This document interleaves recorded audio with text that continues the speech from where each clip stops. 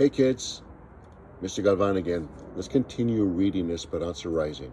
This is Las Papas Part B. Here we go.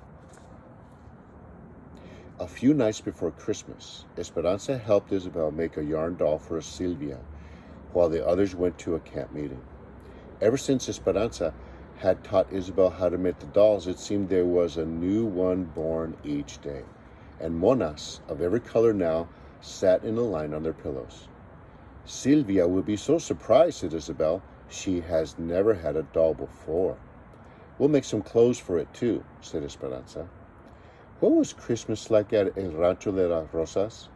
Isabel never tired of Esperanza's stories about her previous life. Esperanza stared up at the ceiling, searching for her memories. Mama decorated with Advent wreaths and candles. Papa set up the nativity on the bed of moss in the front hall, and Hortensia cooked for days. There were empanadas filled with meat and sweet raisin tamales.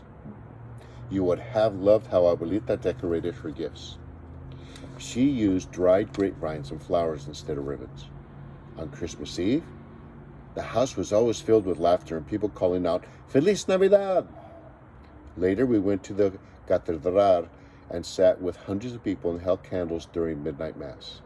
Then we came home in the middle of the night, still smelling of incense from the church, and drank warm atole de chocolate and opened our gifts.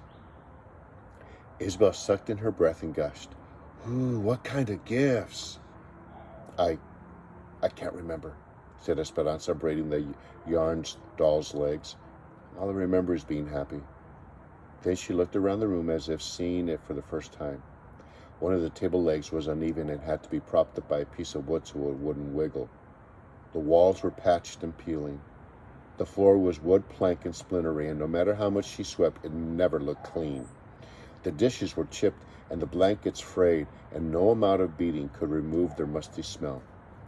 Her other life seemed like a story she had read in a book a long time ago. Un cuento de hadas, a fairy tale.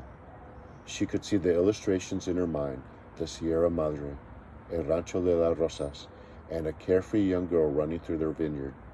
But now, sitting in this cabin, the story seemed as if it were about some other girl, someone Esperanza didn't know anymore.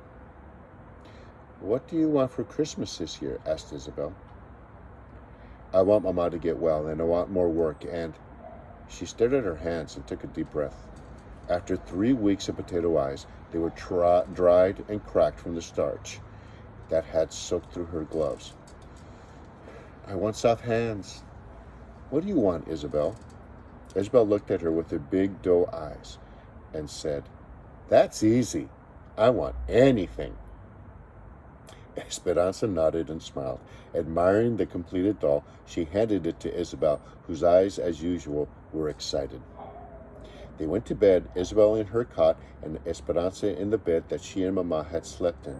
She turned toward the wall, yearning for the holidays of her past, and repeated what was becoming the nightly ritual of silent tears. She didn't think anyone ever knew that she cried herself to sleep until she felt Isabel patting her back. "Esperanza, don't cry again. We'll sleep with you if you want." "We?" She turned toward Isabel, who was holding the family of yarn dolls. Esperanza couldn't help but smile and lift the covers. Isabel slid in beside her, arranging the dolls between them. Esperanza stared into the dark. Isabel had nothing, but she also had everything. Esperanza wanted what she wanted. She wanted so few worries that something as simple as a yarn doll would make her happy. On Christmas Day, Esperanza walked up the front steps of the hospital while Alfonso waited in the truck. A couple passed her carrying gifts, wrapped in shiny paper. A woman hurried by carrying a poinsettia plant and wearing a beautiful red wool coat with the rhinestone Christmas tree pinned to the lapel. Esperanza's eyes riveted on the coat and the jewelry. She wished she could give Mama a warm red coat and a pin that sparkled. She thought of the gift she had in her pocket.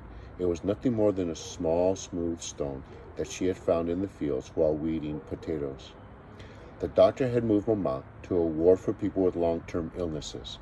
There were only 4 other people on the floor, and the patients were spread out, their occupied beds scattered among the rows of bare mattresses in the long room. Mama slept and didn't wake even to say hello. Nevertheless, Esperanza sat next to her, crocheted a few rows on the blanket, and told Mama about the sheds and Isabel and the strikers. She told her that Lupe and Pepe could almost walk now, and that Miguel thought that Papa's roses showed signs of growth. Mama didn't wait to say goodbye either. Esperanza tucked the blanket around her, hoping that the color from the blankets would slowly seep into Mama's cheeks. She put the stone on the night table and kissed Mama goodbye. Don't worry, I'll take care of everything. I will be la patrona for the family now. And that's the end of the chapter. Las Papas.